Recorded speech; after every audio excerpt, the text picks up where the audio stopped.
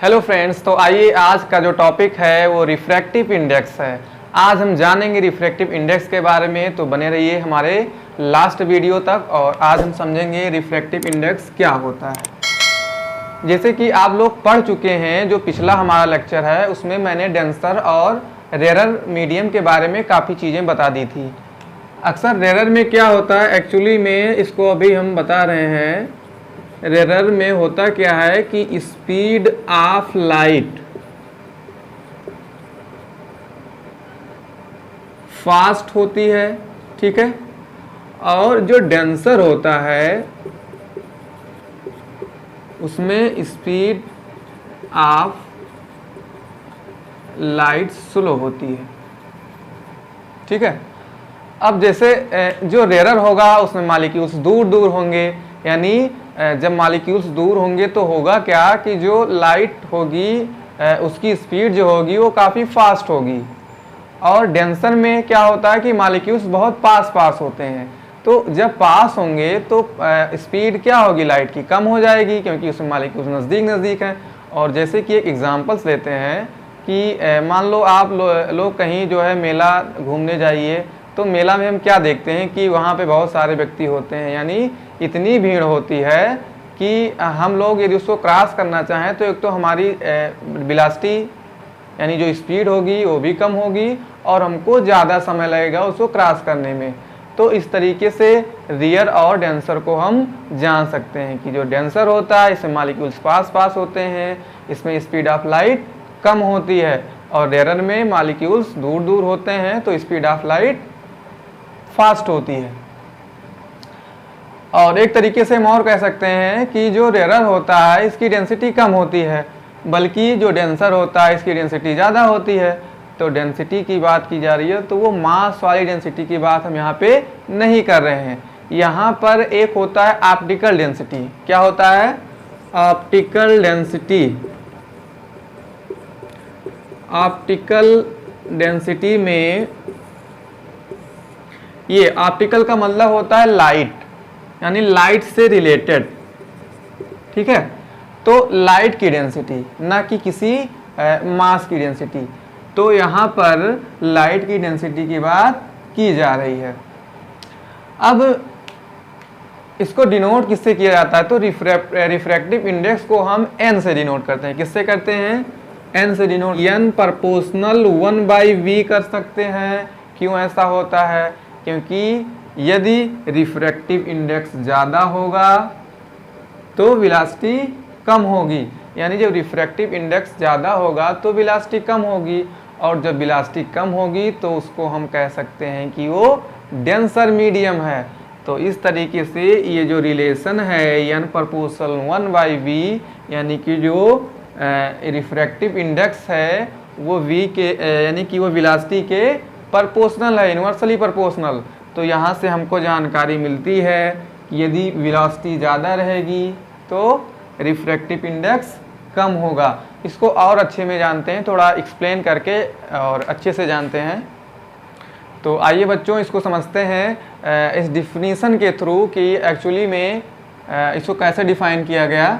इसमें बताया गया कि it is the defined as the ratio of speed of light in vacuum to the speed of light in medium, यानी जो vacuum में स्पीड ऑफ लाइट है उसका वैल्यू अपॉन यानी रेशियो और speed of light in medium.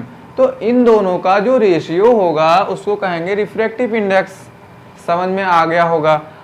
और it is, इसको हम और भी कह सकते हैं, इट इज़ आल्सो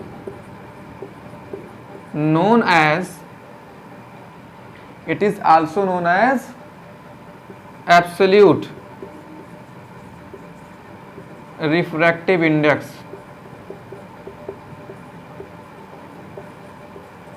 ठीक है। It is also known as absolute refractive index. तो आशा करता हूँ आप लोग अच्छे से इसको जान गए होंगे। इसका जो है आप लोग स्क्रीनशॉट या फिर नोट कर लीजिए।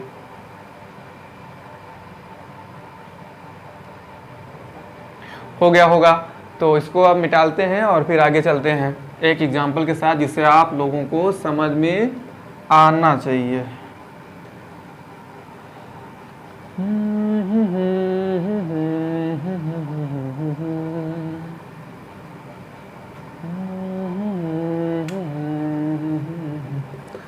लेट्स वन एग्जाम्पल क्या है दोस्तों, एग्जाम्पल्स आइए समझते हैं। बेटा यहाँ पे देखिए कि यदि हमको air refractive index of air का निकालना है तो हम निकाल सकते हैं, यानी कि हम लिखेंगे यहाँ पे रिफ्रैक्टिव इंडेक्स ऑफ ये, इसका जो फार्मूला होता है क्या होता है, speed of light in vacuum, तो उसको हमने C से डिनोट कर दिया, और जो नीचे है speed of light in medium तो उसको हमने V से कर दिया, तो C/V, यानी इसको हमने एक फार्मूला दे दिया C/V। तो बच्चों अब यहाँ पर जब हम न्यूमेरिकल्स को लगाएंगे तो इसका वैल्यू दिया रहेगा, यानी कि C का वैल्यू तो हमको पहले से ही पता है, बट V का वैल्यू भी जिस मीडियम में दिया गया होगा उस मीडियम में उसका वैल्यू दिया गया होगा। तो यहाँ पे यानी इक्वल टू हम C के जगह पे क्या लिख सकते हैं, 3 × 10⁸, और जो V है मतलब जिस मीडियम में हमको ले जाना है तो वो भी हमारा यही रहेगा 10⁸, क्योंकि ये वैक्यूम में यानी स्पीड की लाइट जो होती है वो भी इतनी होती है, और जो मीडियम हमारा है यानी एयर है तो एयर मीडियम में भी वैल्यू सेम होती है, यानी कि इसका जो रिफ्रैक्टिव इंडेक्स आया वो 1 आया। ठीक है, इसी तरीके से आ सकते हैं refractive index of glass, refractive index of glass. तो बच्चों यहाँ पे हमको जानना है refractive index of glass, speed of light in vacuum upon speed of light in glass. ठीक है, इसमें वैल्यू रख दो C/V, C/V का मतलब speed of light in vacuum, और V का मतलब speed of light in glass, glass का मतलब मीडियम है, जो कि मैं पहले बता चुका हूँ, आप सभी लोगों को अच्छे से जानते हैं। तो यहाँ पे स्पीड ऑफ लाइट सभी को पता है, बताइए भैया क्या है, तो यहाँ पे 3 × 10⁸ होता है। ठीक है, 3 × 10⁸ होता है, और नीचे speed of light in glass में कितना रहेगा वो भी हमको पता है, 2 × 10⁸ होता है। ये सारे न्यूमेरिकल्स में वैल्यू दिया रहेगा, आप लोग टेंशन मत लीजिए। और इसमें जो कटने वाला है कट गया, हमारा जो बचा हमारा 3/2, 3/2 को जब हम हल करेंगे तो हमारा क्या आएगा 1.5। अब बच्चों यहाँ पे ज़रा ध्यान दीजिएगा, देखिए कि जो Na क्या कहा गया, रिफ्रैक्टिव इंडेक्स ऑफ एयर, इसका जो वैल्यू आया ये 1 आया, और जो रिफ्रैक्टिव इंडेक्स ऑफ ग्लास यानी रिफ्रैक्टिव इंडेक्स ऑफ ग्लास का जो वैल्यू आया 1.5 आया। तो ग्लास का 1.5 आया, इसका मतलब इसका स्पीड जो होगी लाइट की वो कम होगी, क्योंकि ये डेंसर मीडियम है। जिसका जितना ज़्यादा रिफ्रैक्टिव इंडेक्स रहेगा उसमें स्पीड ऑफ लाइट की जो वेलोसिटी यानी स्पीड ऑफ लाइट जो होगी उतना ही कम होगी। समझ में आया, यानी कि ये रेयर माध्यम हुआ यानी रेयर मीडियम हुआ, और ये डेंसर मीडियम हुआ। ठीक है,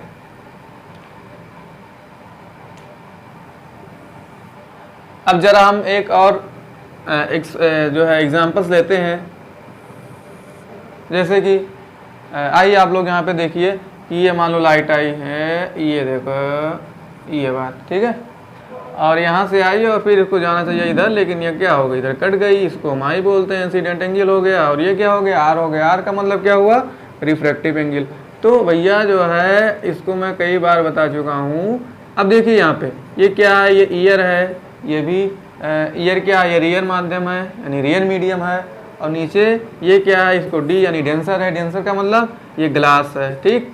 तो ये ग्लास क्या है, डेंसर मीडियम है। और मैं पहले इसका वैल्यू यहाँ पे पुट मतलब निकलवा चुका हूँ, यानी कि जो ईयर का है वो 1 है और यहाँ पे जो ग्लास का रिफ्रैक्टिव इंडेक्स है 1.5 है। तो यहाँ हमको क्या देखने को मिल रहा है कि जो रियर है उसका रिफ्रैक्टिव इंडेक्स कम है और जो डेंसर मीडियम है उसका रिफ्रैक्टिव इंडेक्स ज़्यादा है।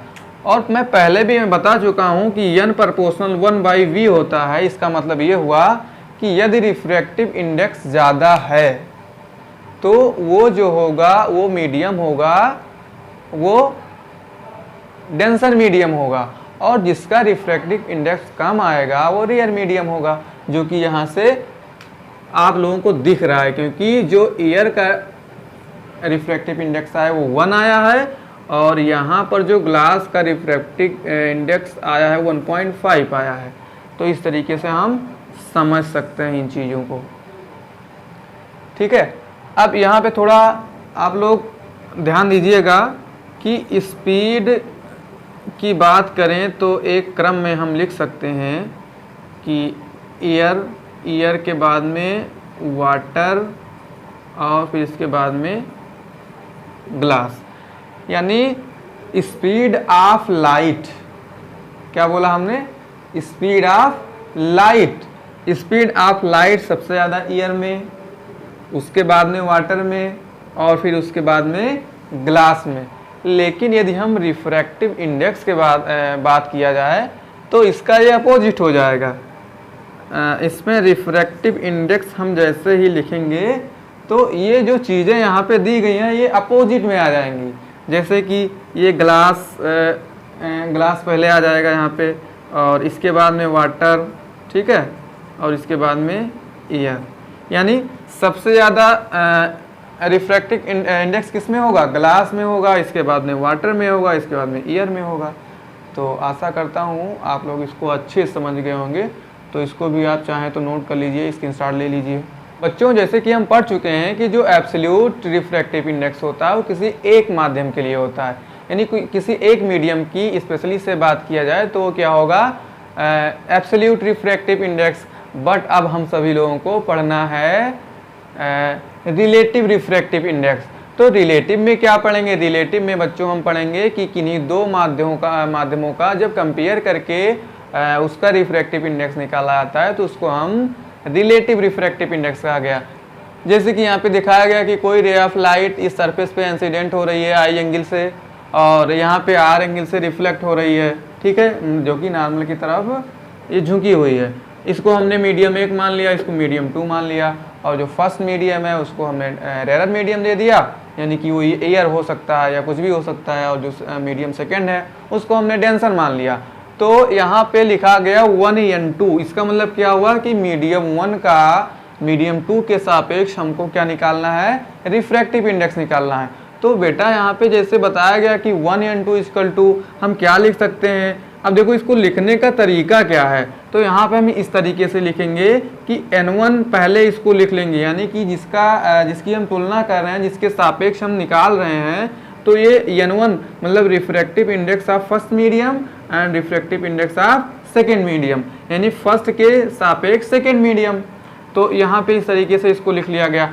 अब बेटा जैसे हम आपको पढ़ा चुके हैं पहले कि जो n होता है, n का मतलब रिफ्रैक्टिव इंडेक्स, जो कि मैंने एब्सोल्यूट रिफ्रैक्टिव इंडेक्स में पढ़ाया था कि n equal to speed of light in vacuum upon speed of light in medium.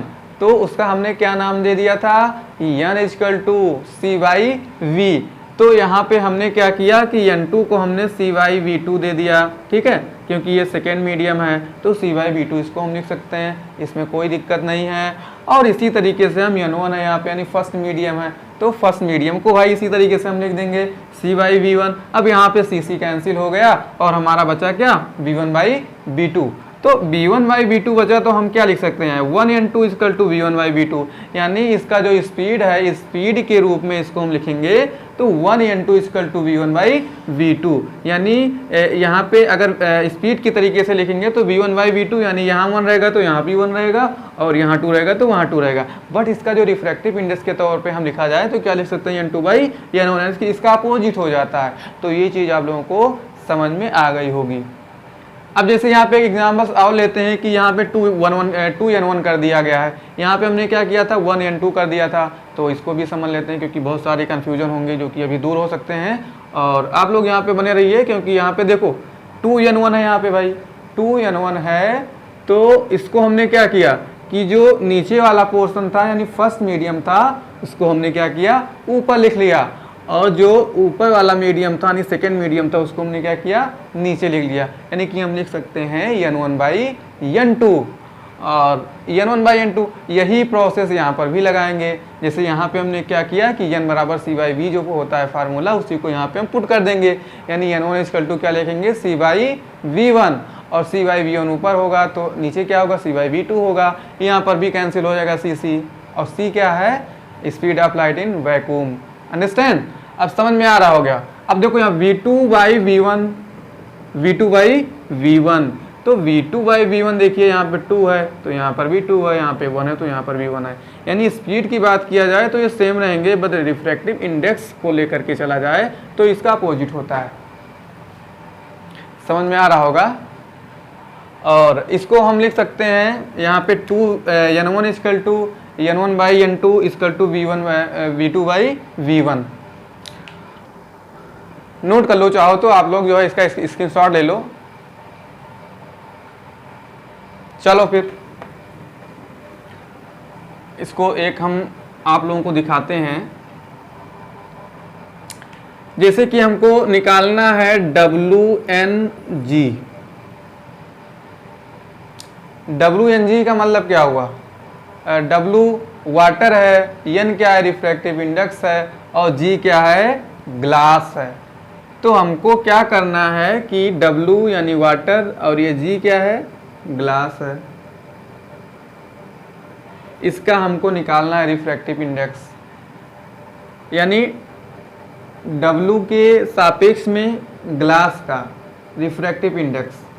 तो इसको कैसे हम लिखेंगे, अब मान लीजिए यहाँ पे जो फर्स्ट मीडियम है इसको हमने क्या कर दिया ये वाटर कर दिया, ठीक है, क्या कर दिया हमने वाटर कर दिया, और ये नीचे वाला पोर्शन तुम्हारा ग्लास है। तो अब देखो यहाँ पे ये अब देखो यहाँ पे जो वाटर है, अब बच्चों जैसे हम आप लोग पूछ सकते हैं, यहाँ पे थोड़ा कंफ्यूज हो सकते हैं, जाहिर सी बात है आप लोग यहाँ पे कंफ्यूज हो सकते हैं। मैंने अभी पढ़ाया कि एयर हो सकता है, जो कि एयर क्या होता है रेयर मीडियम, बट यहाँ पे दोनों डेंसर हैं, क्या है दोनों डेंसर हैं, लेकिन सबसे ज़्यादा डेंसर कौन है जी है यानी ग्लास है। जो सबसे ऊपर होगा यानी कि ये जो W है, ये जो वाटर है, ये रेयर मीडियम होगा और ये क्या होगा डेंसर मीडियम होगा। समझ में आया?